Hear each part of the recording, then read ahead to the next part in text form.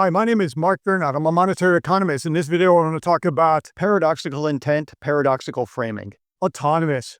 Autonomous self-economic governing zone. Free economic zone. All these words are going to be starting to pop up in conjunction with, coupled with demilitarized zone. Well, we're going to have to settle for a negotiated peace, etc., etc. But the main claim here is autonomous. The use of the word autonomous is not synonymous with optimal economic outcomes. Okay, I'm going to take a look at autonomous zones around the world, and this is in relation to Russia and Ukraine and creating an autonomous economic demilitarized zone in Ukraine, which seems to be part of the plan. And I'm going to speak from an economics perspective. But part of my claim is this. A subclaim, maybe it's the context, is an awareness is almost synonymous with free will. The depth of one's awareness determines the breadth of one's free will. So when you start to see in the cloud all these terms generated by bots, specifically autonomous, free will, free economic zone, autonomy, self-governing, almost like a robot, and they weave their way into the narrative, then what you have to understand is paradoxical intent or paradoxical framing. And what is the historical context? You may disagree with what I say, but my main claim is these self-governing, demilitarized autonomy or autonomous zones under the Russian influence is suboptimal for making the world a better place.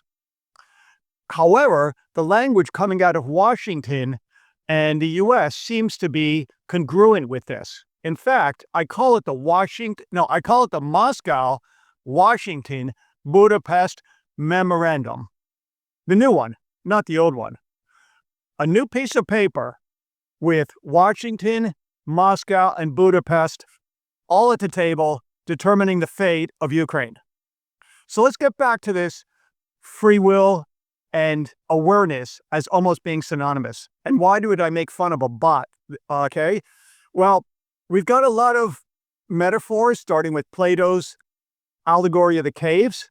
And that, of course, everybody knows that, people living in the shadows, to science fiction, The Matrix. But probably one of the best ones is 1907, Frank L. Baum, B-A-U-M. Okay, I think it was the second or third book of Oz, Ozma from Oz. Of course, he's the author of The Wizard of Oz. Brilliant science fiction writer. Talks about this robot called Tik-Tok. No coincidence there. Tik-Tok is a robot. And he said, he made a statement. The statement was, I speak, I act, I think, I do everything but live. You need to meditate on what that statement is. Because Dorothy was commenting, the only way to get Tik-Tok to think, act, and speak is to wind him up. Is not Tik-Tok both the literal and the metaphorical for all social media just simply like that? The more people are unaware, the more free will kind of disintegrates until they become almost robotic. And you hear respected politicians cognitively reframe as just falling for this autonomous, self-determining, demilitarized. We're going to have to settle for negotiated peace. These terminologies. But what I tell my students is when you take away from a class, meditate maybe on one or two things I've said in the class. Go to the forest, go to the woods, and just walk through the forest like Henry David Thoreau would do. I think he has even a chapter called Walking, calls it Sauntering Through the Forest, and just meditate and reflect away from phones and everything on eternal truths and ideals. And one of them is that free will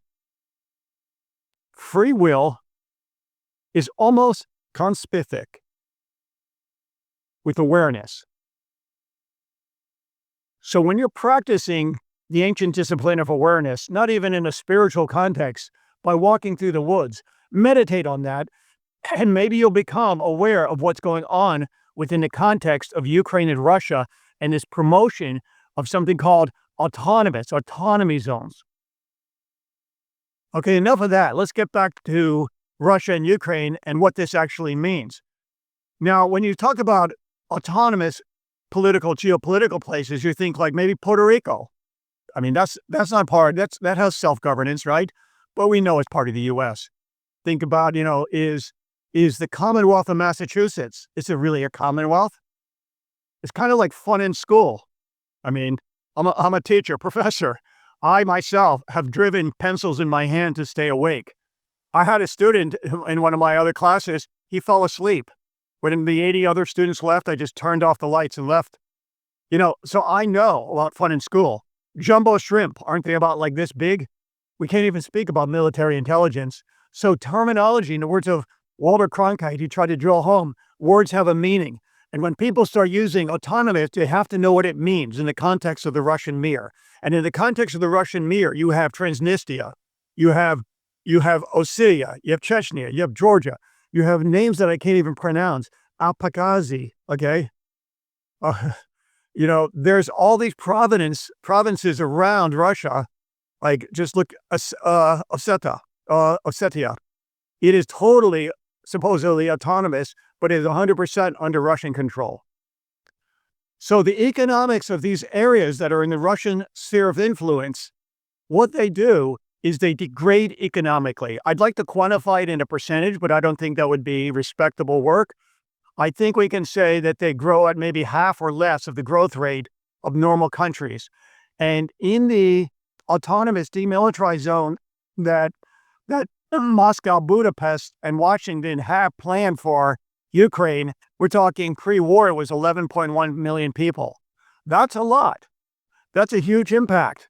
What if there's an Einstein, a latent Einstein, or a brilliant person living in that area, but they don't get access to self-actualization because of a stunted economic growth and the other stuff that's going to happen? So what happens? First, everybody settles for an autonomous zone. And it's not like an autonomous zone like they have in, Dubai, which is like purely they have this free commercial zone, zero taxes, zero corporate taxes, 100% foreigners can buy. What's going to happen is first there'll be a lull period, kind of an intermission. Then you're going to have a period in which black marketing will arise, and it will be a Russian-based crypto black marketing, and it will be involved in the extraction of mineral wealth from the area. Okay, that's phase two. That'll be covert. And since it's crypto-based and it involves the movement of very precious metals, like is going on in, extracting wealth from these beautiful countries in Africa, it's going to be based on that model. So the next thing is controlling the people. Speaking of which, where am I? I don't want to step too far back or else I'll be one of these YouTubers. I'm on a cliff that goes straight down, but you know what I'm talking about. But I'm in Potsdam. This is a German war camp in the 1940s, if you ever saw Schindler's List. This was actually the one they filmed it out. I don't know if you can see the towers behind there. Whenever you can start, treating humans like cattle, like the Russian Mir in terms of inputs, this is what happens. And again, the Germans now are our allies. They're great friends of ours. Thank you, Germany.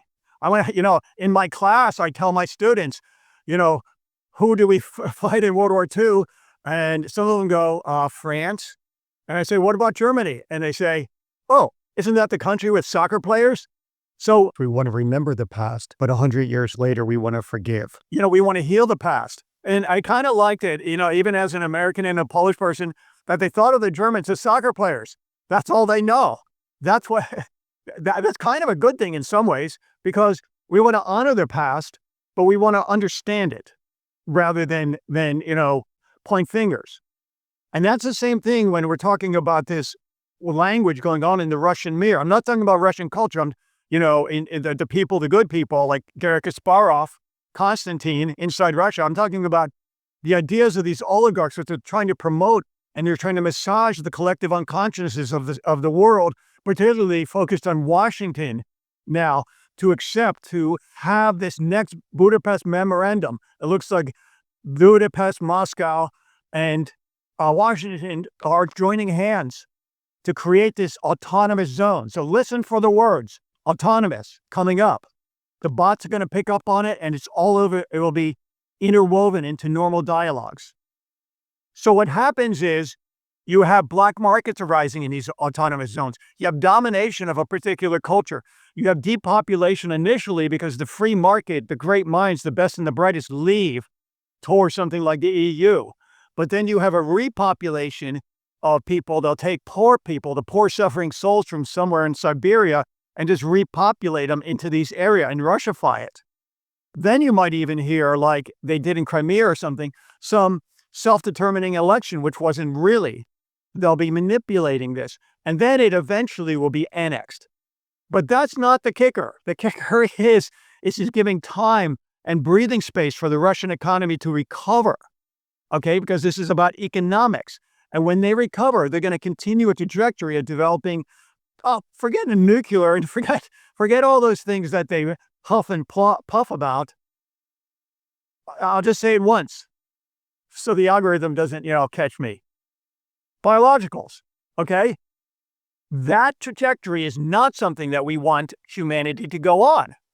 That is why we want to bring the world into a better situation in the collective unconsciousness. We have to bring this awareness of what this word autonomous self-governing zone in Ukraine actually means, and it means for the world. Not for 2025, for 2125, for our children's children, for many generations in the future.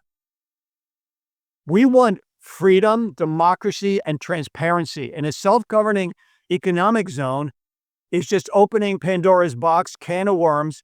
What currency will they use? What currency will they accept? I know what the Russians are going to do. They're going to make it a crypto market. They're going to extract wealth because these are the areas where wealth is in terms of minerals. 13 trillion. So that's no small figure. It's part of the actual modus operandi of what they want to achieve. So when we're talking about autonomous, I go back to my idea. Awareness and free will are almost synonymous.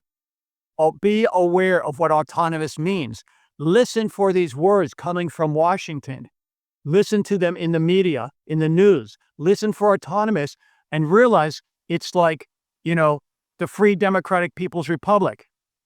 None of those words are true. It's like Pravda, the truth, or the Department of Truth. Whatever they want to spin it, it's the opposite of what they say.